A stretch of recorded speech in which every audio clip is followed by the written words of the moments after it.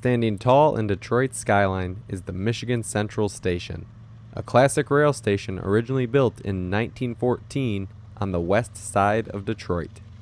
Originally built to hold the offices of the Michigan Central and later New York Central Railroads, this station was used for passenger service up until 1988. For decades, the building stood in a state of decay in the Corktown neighborhood of Detroit, until 2018 when Ford announced that they would purchase the building and start renovations. Ford announced that they would use the building for a mobility hub as well as a central district for innovation, including autonomous and electric vehicles. In 2024, their vision came to light, and they held a public reopening over the course of multiple weekends in June. On June 14th, 2024, we would get our first chance to view the restored station during Ford's opening weekend events.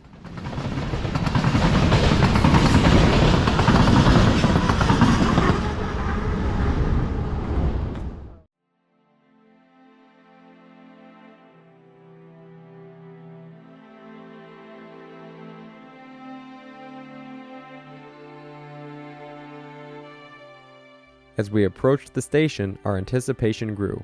Ford had done a wonderful job of renovating the surrounding areas, including a beautiful walk from the parking area to the station. As we approached, little details that Ford had taken to make the station special started to emerge.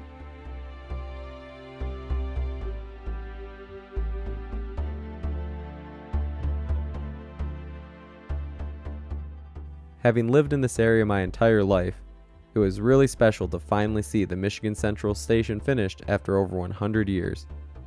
Despite the fact the building was used by the Michigan Central and New York Central, the top floors were never truly finished. After years of decay, Ford Motor Company has decided to put that to rest. When fully occupied, this will be the most complete state that the building has ever been in.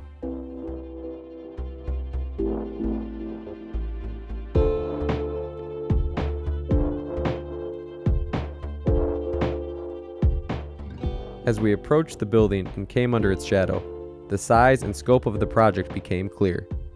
The details of the exterior of the building were absolutely fantastic as we headed over to the waiting area to wait our turn to go inside.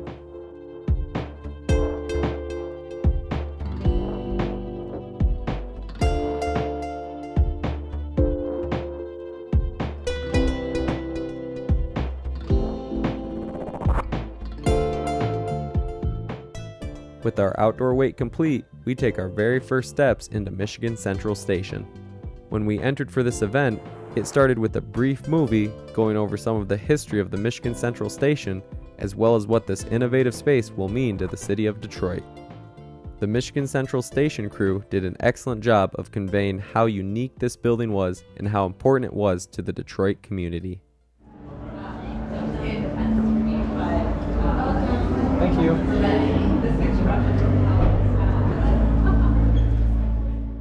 We have entered the original ladies' waiting area. In the original days of the station, the ladies' waiting area was kept separate from the men's waiting area. For the opening week of the station, this area would house a video cube which would show off some of the progress of the restoration as well as history of the building.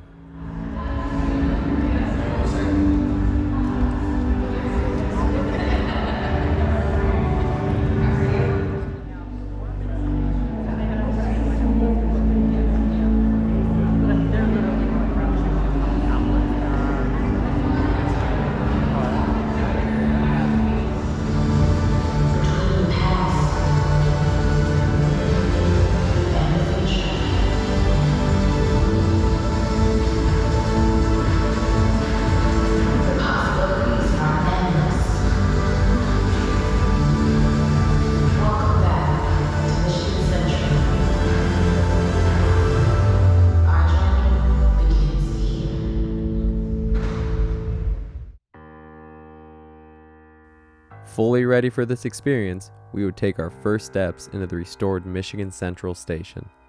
This was truly a breathtaking moment, and I was literally at a loss for words. Goosebumps would come over me as I took my steps into the main hall. Sit back and enjoy our first views of the Michigan Central Station.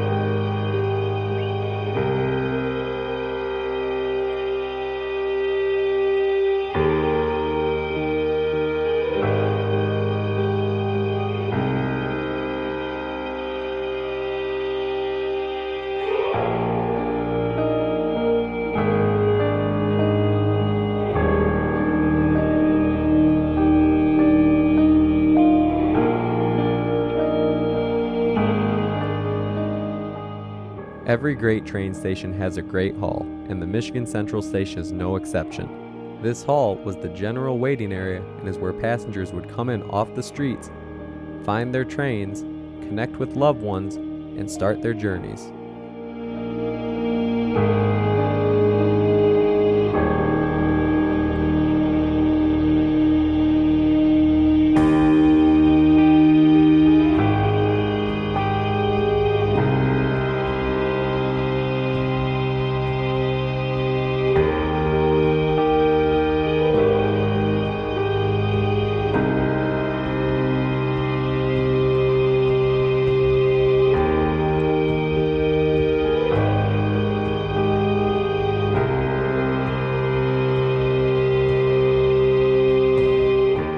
On display during the event was a timeline of the Michigan Central Station and its history.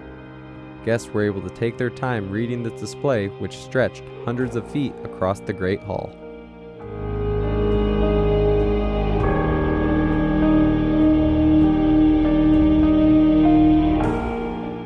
Michigan Central Station was host to trains from the New York Central, the Detroit, Toledo and Ironton, Canadian Pacific Railway, Baltimore and Ohio Railway, and Amtrak, all in its lifetime.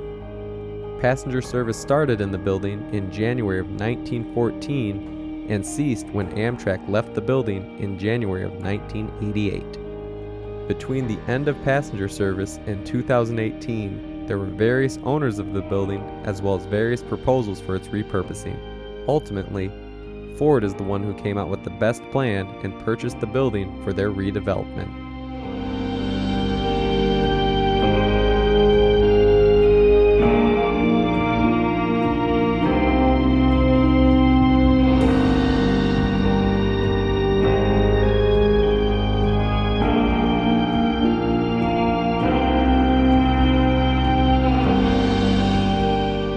As we exit the general waiting area, we pass a commemorative plaque celebrating the reopening of the station. The next displays talk about the history of the station as well as personal connections. The room we are entering was the former reading room, which was also attached to the restaurant.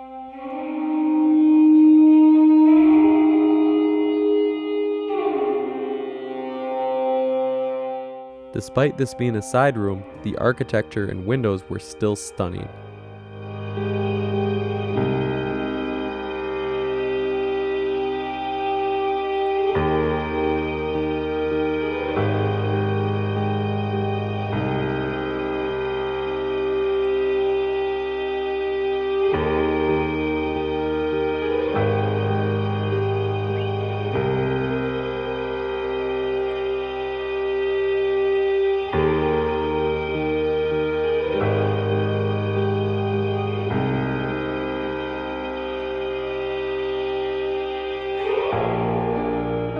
We then moved into the open archive.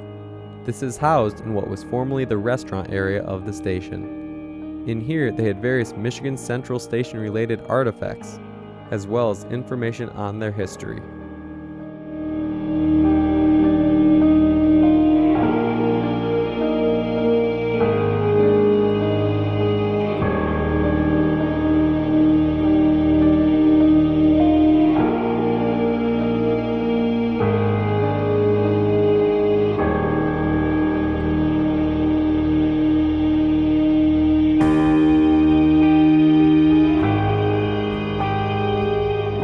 Next on the self-guided tour was a room that they called the poster vault.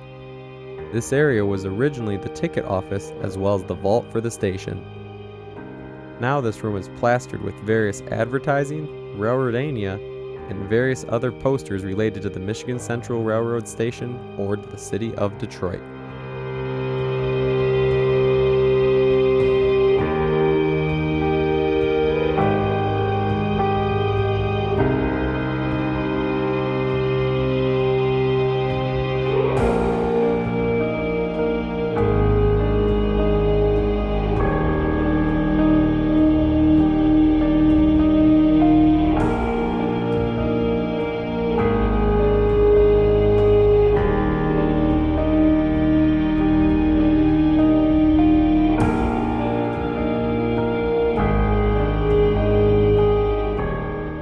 After the poster vault, We go through the ticket lobby and then enter the concourse. The concourse was one of the last areas passengers would enter before going to the tracks to find their train. This area featured a glass roof and was equally stunningly restored.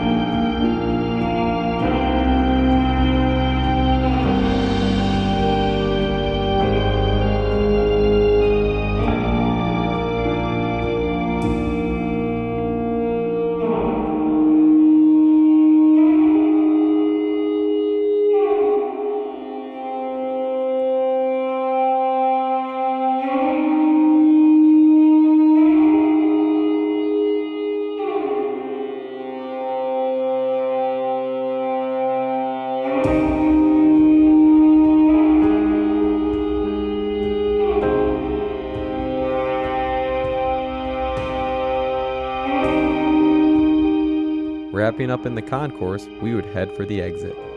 On the way out, Ford made the unique choice to leave some of the graffiti from when the station was in its deteriorated state.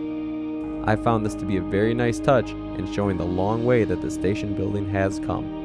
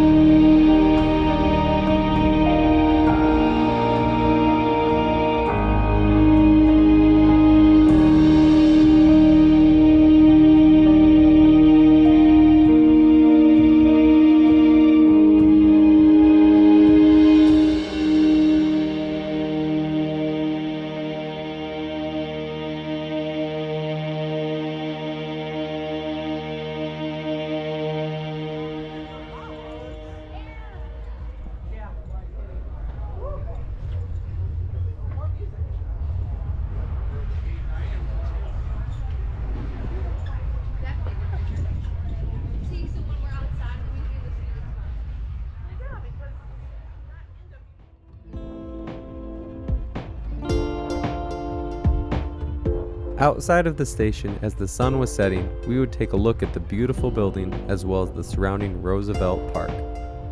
In addition to doing a beautiful job on the interior, Ford absolutely knocked it out of the park with the exterior of the Michigan Central Station.